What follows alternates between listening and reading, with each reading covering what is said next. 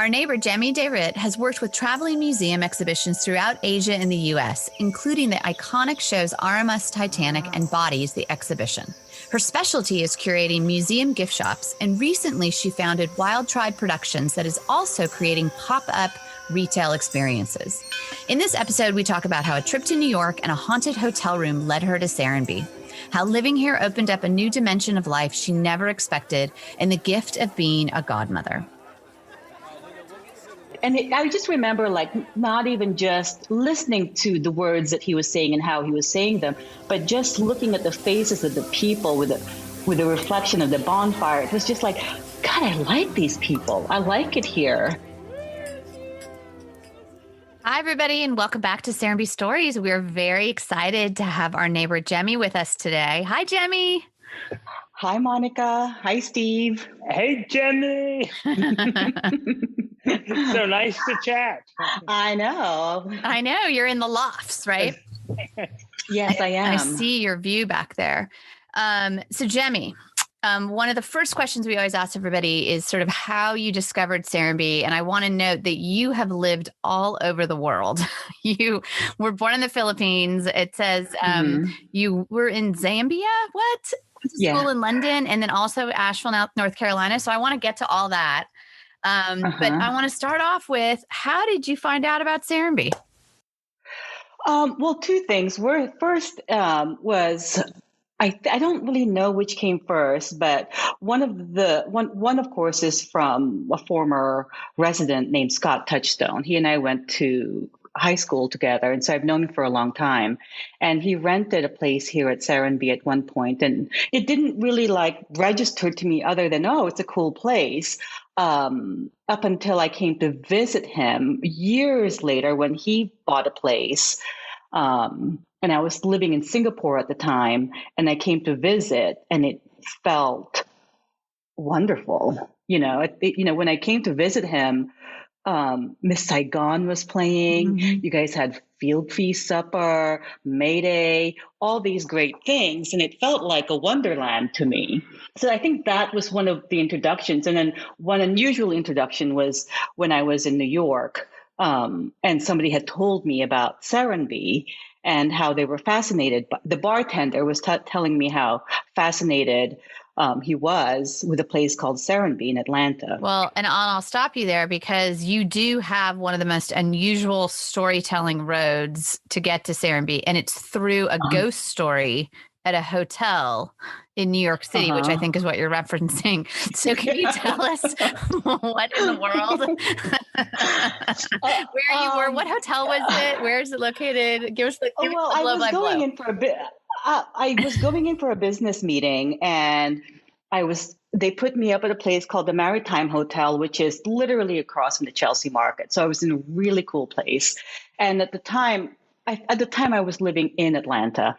And so I usually, when I go to New York, I'm like, all right, put my bags down, get out there and live in the glory of the city. And so my flight was I arrived at the hotel around 3:00. So it was bright as blue sky. It was very much daytime. And then, but I was tired. So I said, let me just take a quick power nap and then I'll go out. And I think because my meetings were the next day, so I wanted to take advantage of the first day of no work. So I sat on the bed, and then the TV turned on. And I was like, oh, I must have rolled over on the remote control. And I didn't. The remote control was on top of the TV. And I was like, oh, that's weird. But then I went to turn it off. And then I went back down again, and there was a mirror there, and I felt like a shadow move against the mirror. And of course, you're trying to rationalize everything. And I said, oh, it must have just been something from the window, the light, blah, blah, blah, blah, blah, blah. But I was feeling something really, really weird. And then, no lie, the TV turns back on again. Oh, wow. And I was like, okay, that's not just a weird glitch. And then, of course, now I'm really scared. And then I just remember a voice saying inside of me, unplug it, unplug the TV. And I said to myself, no, I'm not going to unplug it, because if I unplug it and it turns on again, my mind would explode. I still wanted some irrational reason, maybe electrical surge or something, to exist in my brain. And so I said, no, I'm not going to unplug it, because it was almost like taunting me. And so lo and behold, I called the front desk and I said, somebody needs to come get me. I don't feel very, I said, I swear I'm not on drugs. I'm not drunk or anything. Somebody please come get me. I need an escort back down, and I need a different hotel room on a different floor. And it was a company expense, so it's not like you can call. I didn't want to call my company and be like, hey, can you recheck me into a different hotel? And so make a long story short, they moved me to a different floor, and I came back down, and I said, have you guys ever had any weird complaints about that? And they said, no, not really, but yes. And so this is where it ties into the whole Serenbe story. I got back. I didn't want to come back to the hotel, but I didn't want to go back to my hotel room either, even though they moved me, because I was still scared. And so I said, no, I'm going to go to the bar and get super duper drunk. So that way, whatever fear I had would go away. And of course, your adrenaline doesn't really allow you to do that. So I went to the bar, and I just ended up having a conversation with the guy, and I didn't want to leave. Like I stayed longer than I should have. And he and I started to have a conversation, and he asked me where I was from. And I said, oh, Atlanta. And he said, oh, there's a place in Atlanta called Serenbe. Have you heard of it? And I don't really remember if he was referring to a newspaper article or a book or something, but he was telling me all about Serenbe. And that's how wild. It's weird now that I'm here. And did you make it back up to the hotel room? Was there anything going on in there? I mean, I had to, and of course I wasn't intoxicated enough. Right. But you just go through it. But I have heard, I feel like when you told me this story, I swear like a year ago, I went and looked up the Maritime Hotel, and I think that there is a whole there story is a whole with the hotel. Yeah, I think it's one of the Halloween tours. The New Yorker wrote an article about it. The Maritime Museum, its history is obviously with maritime, but also at one point it was a home for disturbed teenagers. So I had never heard that story. As many times as we've chatted about things, I never heard that story. I love it. It's so good. People are going to think we're crazy, but I just think that it's so interesting because like everybody's travels are so different, and when you're traveling alone, you want to feel safe, especially as a woman. So what type of work were you doing when you were in New York? What were you coming from that time, or you were? No, at that time I was working for a company called RMS Titanic, and also Bodies, the exhibition. And I'm really bad with dates, but it was probably, obviously for one of those trips. We had just opened a Bodies exhibition at the South Street Seaport, and it's probably for that exhibit. So we should explain to everybody what you do. And so you were doing and still do a lot of the gift shop work. So, we think when we go to these exhibits, those gift shops just pop up, but there's a lot of work that goes into that. So tell us a little bit about what you do, how you got into it, and, then we can talk about what it entails. Yeah. So what it was I was working for a music company, and it was going under because CDs at the time were now, music is now about to be downloaded like crazy. And so my boss, my CEO at the time, referred me to another gentleman named Arnie Geller. And he said he's super interesting. There's only 5 people that work for the company. And I've always liked companies that had small staff. And so I interviewed with Arnie, sorry. And I never realized that. I interviewed with Arnie, and I was excited because at the time it was primarily RMS Titanic. It was a company that had silver possession with the Titanic. And historically, it was something that was interesting to me. It was unusual, so I was gung-ho for it. But at my interview, he started to tell me, he was sort of testing my shock factor. And he started to tell me about this new exhibit that they were putting up called Bodies, the exhibition. And I was like, oh my God, bodies, the exhibition. That's crazy. It's dead bodies. And then he kept reiterating they're real human bodies that have been plastinated. And of course, no one had heard of a bodies exhibition at this time, especially me. I was coming from a music licensing background, and then I was there to interview for a job with RMS Titanic, and all he was telling me was about Bodies, the exhibition. And I guess maybe he was also testing out, like, there are people who probably have some sort of conflict with doing a job like that. And so he started to show me pictures of Bodies, the exhibition. And obviously, most people have probably seen it now, where it's plastinated human bodies. And it's very, and so that was, so that's how I got into that company. And then sooner or later, they had outsourced the gift shop or the retail shop. And I said, and it was a small company. And so I took on that department. And so what we did was we sourced everything, everything for Bodies. We couldn't really do anything gift shoppy. In fact, it was mostly academic books, because you don't really want to sell weird, inappropriate things for a Bodies. Yeah. But for Titanic, it was a lot of fun, because what we did was, when we went on expeditions to the Titanic, we would recover artifacts. And one of my job was to find a way to replicate that item and then have it at the gift shop as a gift item.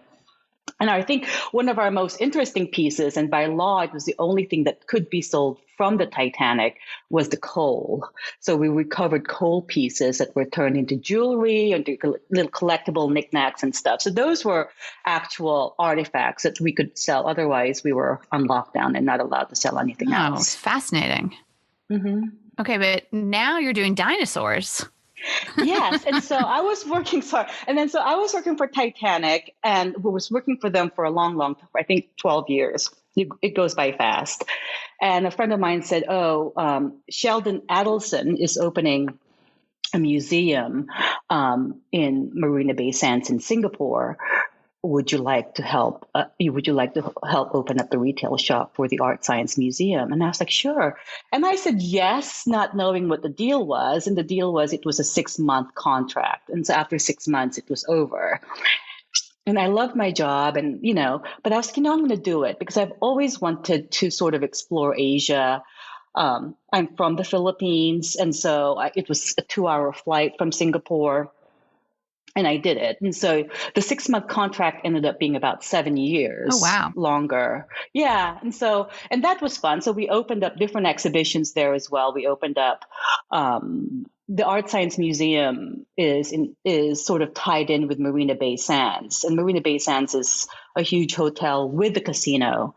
And in Singapore, it's a lot of yin and yang. Mm-hmm. So if you want to build something that's deemed negative, you have to build something positive to balance it out. So they built this really beautiful Art Science Museum designed by Moshe Safdie. Wow. And so we put in like 12 different exhibitions our first year, which is amazing, which is 12 different product lines, 12 different forced exits.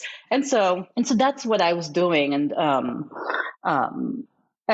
a lot. And so did all 12 of those gift shops? Yeah, and some. Yeah, we did all those 12 gift shops. And, we did everything from Andy Warhol. We did a Cartier. We did a Harry Potter.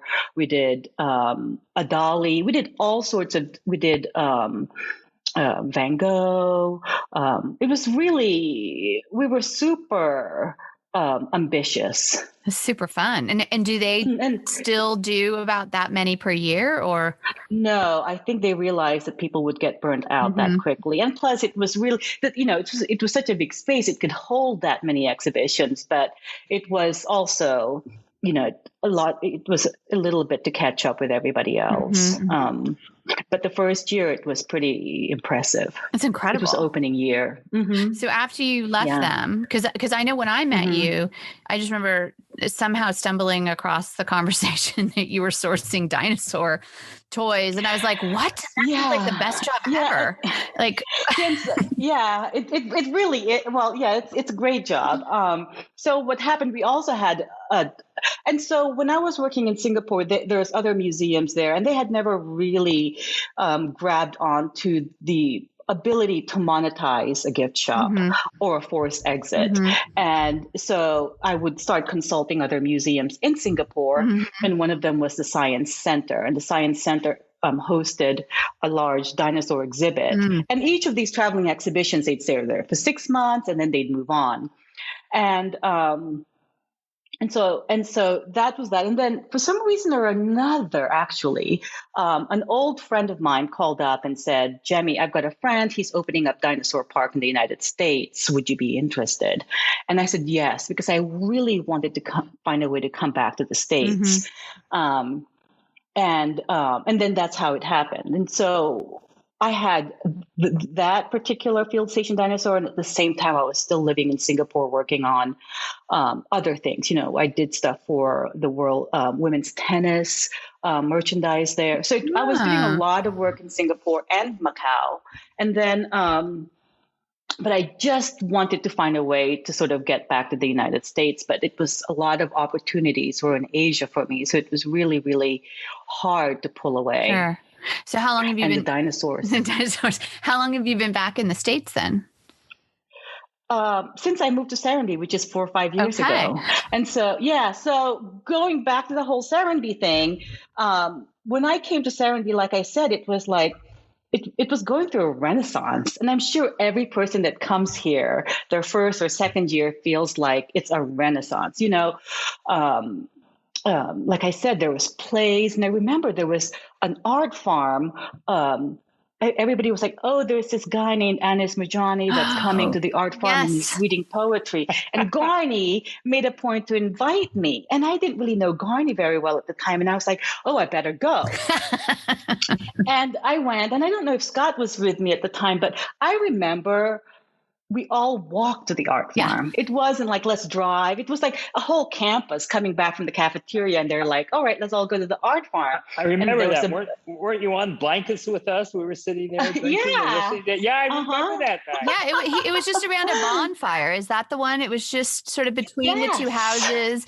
So Anis Mojani, for the listeners, is like one of the top spoken word poets, and he has stayed at Serenbe a few times as an artist in residence. And actually, I want to say that he is now, or was, the poet laureate of Oregon. Impressive. And he's so lovely and so fun. And that was like the most intimate. There were like, what, Steve, 50, 60 people, Gemmie? It was really small. Yeah, it was really small. It was small and big. It wasn't like 5 people. Yeah. It was just a great amount. And then and honestly, I'd never heard spoken word before. I've heard poetry being read, but the way he read it, I mean, it was just, and then that I think was definitely the seed of like, whoa, I think I like it here. What was his poem? It was Come Closer. Yes. That was, and so that I think was sort of the seed for me to be like, and I just remember like not even just listening to the words that he was saying and how he was saying them, but just looking at the faces of the people with the reflection of the bonfire. It was just like, God, I like these people. I like it here. It's different, you know. It felt really. It felt really sincere, and it felt really real to me. And it was exactly, I think, at the time, what I needed. And then and of course, like life, it just kind of tumbled through, and it got more awesome and more awesome. And I made friends, and it really was, I think, not to sound too dramatic, but absolutely being sincere about it. It was a new awakening for me to find this place in so many ways. I've always seen myself as a person who's had a charmed life. I've always been like, I want to find a job that travels. I got a job that travels. I want to be able to put one foot in the United States and one foot in Asia. I got it. I want to have my own company. I got it. But the only thing that I did not manifest in my mind was something like Serenbe. It's so opposite of me. It was in a big city. It didn't have all the stuff that I wanted. But I think in some ways, it was the unspoken wishes of my heart. Things that I didn't even know I needed, I got from Serenbe. I went to boarding school, and I've never really made friends since boarding school. When you make close friends, it's so hard to make other close friends because everybody else is just an acquaintance. And I had given up on that notion of making real friends or good friends again. As an adult, I just thought, I think that's what husbands are for, or partners are for. But I found it again, and it was just, it was heart opening. I felt like a blossoming of myself that I didn't know was there. So, so obviously it's been one thing after another, being here and just kind of opened me up to different gateways of my soul's yearning. And sometimes you're just like, what? I promise you, I did not think that I would be in the middle of Georgia. No. In my life. Sure. And I think a lot of people can probably say that. I'll raise my hand on that one. Yeah. It's totally unexpected. And it's amazing how many people say it reminds them of going to a college campus. Here's here's a living community that has that same energy and connectivity. And spontaneity is one of the biggest things. Yeah. And I find so many interesting people. I learn from so many interesting people. I watch so many things happen. And so it really does feel like it does to me feel like a college campus. You go out to get your mail, and all of a sudden you're ending up at a cocktail party on somebody's porches, and then that leads to dinner and an impromptu music event. It's crazy some nights. Yeah, it's unbelievable. Well, and I know that you kind of consider yourself an introvert who tries to be an extrovert, and we do kind of talk that Serenbe can kind of satisfy both sides of you. If you have that in you, and then both sides of a relationship sometimes. Yes, and it's actually, it feels so natural. It's not an either or. You're just like, all right, I can take a moment by myself. And then when you want to go hang out with somebody, you stick your head out the window and see who's out there. Especially where you are, because you're right across the street from the Grange Green and the trampoline and all the kids. Yeah. And, everybody grabbing bottles of wine, and it's pretty great. And the bookstore.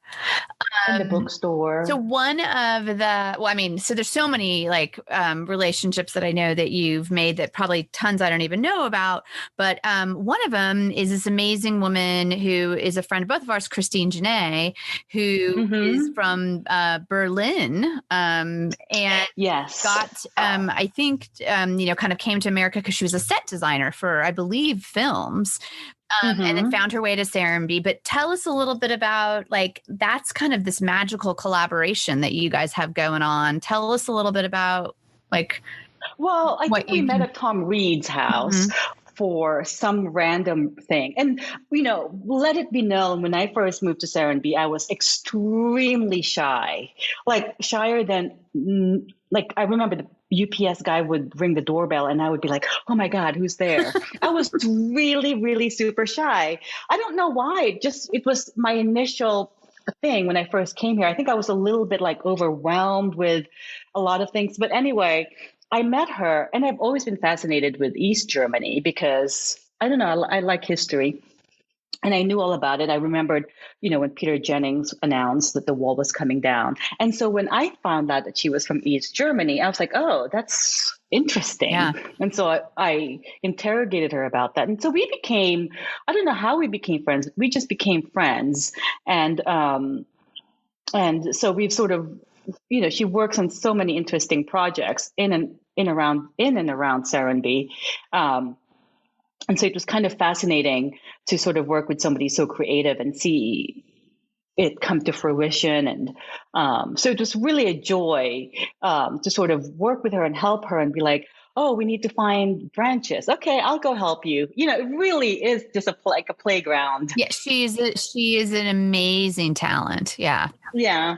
And so, yeah, and it just just became really good friends, and we kind of work as well with yin and yang, where there's some things that I'm good at, so where her weaknesses are, I can do it. Especially with, we're also working on the dinosaur project together, because the shops needed to be revamped, and I couldn't really imagine anybody better to do it than her. And then that's how the whole collaboration with Christine Janae happened. Well, and you guys have your own company now. Yes, we have a company called Wild Tribe Productions, and so we've also forayed into a pop-up, and also working towards a pottery studio, where she's put her magic to it.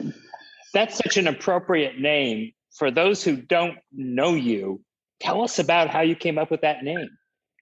Well, the company I had before was called Retail Curators, because it was very museum-y. And then when I came to Serenbe, I think she has a sign on her, she has a poster in her house that says something like, "Be wild, be free."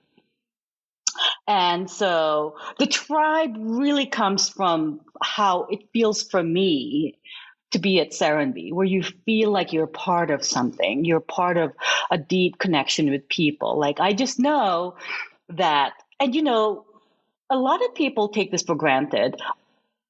I know that if something happens to me, I have people I can call. And more amazing than that is, there are people I don't know at Serenbe that I can call. It's just because they know that I live at Serenbe, that they would watch out for me. So, I can call, I don't know a lot of people in Motto, but I can call somebody at Motto and be like, "Hey, this is Gemmie. I live at Serenbe and I need help." And guess what? They'll do that.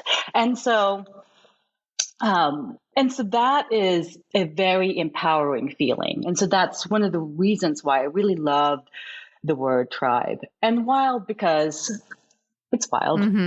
Life is wild. and I know for a fact that you live that. People have called you and you've dropped what you're doing and really given time to someone in need. And so it's really incredible. Well, yeah, it's all reciprocal. Everything is a circle, because I feel like I've been rescued, and in any way that I can participate in rescuing somebody else, I would love that opportunity. Well, and one of the things that you didn't rescue, but you definitely spend a lot of time with, is a little guy named Stevie. Stevie Cocoa Puffs. I know. Tell us about Stevie Cocoa Puffs. So obviously we have a lot of fans on the podcast. And for those who don't know, we're talking about one of Steve's grandsons. Well, this is where I think there is something, and I mean this in the most beautiful way. There is something strange about Gemmie Nygren, in that she picked me to be the godparent for her son, Steve V. Nygren. And at the time, I was sort of like, of course, I was like, what? Because in the Philippines, and maybe it is here, I don't want to presume, but in the Philippines, when you're chosen as godmother, it's a huge honor. A huge honor. And I was really taken aback. In fact, she mentioned it in the car one day, and I just kind of didn't react, because I was like, "Oh, is she being serious?" And then she was. And it is an honor. And it is an honor here too. Know that. Yeah. And so it's unbelievable to me that I've been given that role, and I love it. I love that little Stevie. And it's you see, it's like these roots that are being planted for me here at Serenbe. I feel like I've fallen into a different dimension in so many ways. I like that. That's fantastic. And it's really the way community should be. And what is so amazing to me is what you've described is unusual in most places. And I'm curious of how we've gotten so far away from just connecting with each other as people and respect for people. And I think that's one of the big things people feel when they come here. It's you can walk down the street and you sense the connection that people living here have, and it's contagious, as you know. Yeah, it's still, I feel really, really, is lucky the word? I'm just glad I fell down this hole. I'm glad you fell down the hole too. All due to a crazy bartender talking about ghosts. Yeah. No, you know what? It's all due to a crazy guy named Steve Nygren that I saw an ad and bought it. So it's really you. I'm the hospitality guy. We just invite the right people to the table that create this magic experience. And that's the way I look at it. I'm just grateful every day that all these people keep showing up and adding to the fabulous, diverse group of people. It's great fun. Yeah. Well, and probably the final conversation, the final question we usually have for you, I'll let Steve ask it. Well, I can, but have we asked all the questions? Well, I don't know. So I know Gemmie's got some new things that she's cooking. Yeah, up, tell right? us. I don't know if she's ready to talk about Tell that. us what's next, Gemmie. It sounds like you're on a roll. I do want to hear about the pop-ups. I know you guys were just in Seaside. Yes. And you did one at Serenbe. Seaside happened because of Serenbe as well. So Seaside happened because of a neighbor named Kelly Castile, who lives on one of the farmettes. And so she met Christine and was like, oh, you guys should do a pop-up at Seaside. So everything is sort of rooted in, and that's how I kind of like it, to be rooted into being close to home. So the pop-up happened because she had a property there, and she asked Christine if she would be interested. And for some reason or another, we were like, yes, let's do it. And so we were down there for 30 days working on our pop-up, which is at Wild Tribe Pop-Up. It's our Instagram handle, as the kids say. And you said you sold out. Successful. You sold that you were there for 4 weeks, but the first 2 weeks, you sold out. The first 2 weeks, we went through inventory really quickly. And so what's happening is it's sort of like, we want to do a pop-up at Serenbe, or we will be doing a pop-up at Serenbe. And then we'll see, and we'll see where it goes. Another thing is we're working on as well is pottery. I think having gone through COVID, everything else, I think, which was one of my inspirations to sort of just connect back to me, was working with pottery. And believe me, I don't know what I'm doing, but there's been an opportunity to sort of open one maybe close by, and and see where it goes. It's just going with the flow. I like it. We could use that. So that'll be a stay tuned. That's definitely a stay tuned. And then I think one of my ambitious goals is to open a dinosaur park somewhere in Atlanta. A dinosaur park? Wait, what is that? Tell me about that. Well, a dinosaur park is basically these life-sized robotic dinosaurs, which is what we do. And they're all outside. And so it's robotic. There's a show around it. It's definitely geared around children and childlike people. And yeah. So I think I may have seen a robotic dinosaur at Universal in Los Angeles, Universal Studios. Would that be a place? It would be similar to that. Yeah. Like the one that I'm sort of envisioning is probably, maybe 13, 14 dinosaur-sized dinosaurs.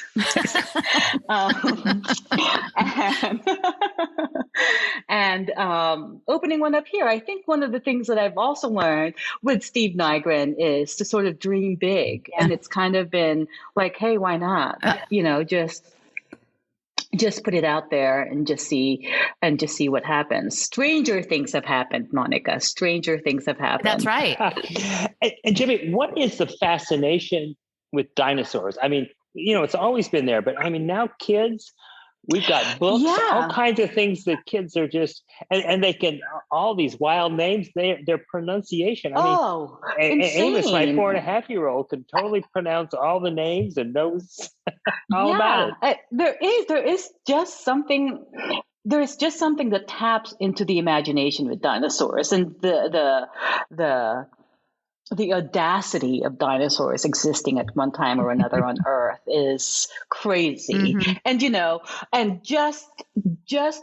and dinosaurs are fascinating on a business level for exhibitions, because most exhibitions have a 5-year shelf life, and all of a sudden people are tired of it. But with dinosaurs, it's never ending fascination. Yeah, my kids love them. I mean, now they're 14 and 16, but Jurassic Park, Mhm. those are like some of our Yeah. favorite movies. I feel like there's another one coming out 2022. Yeah. I think so too. I don't know if it's still Chris Pratt or who, but I love those movies. Yeah. Uh-huh. And that's fantastic.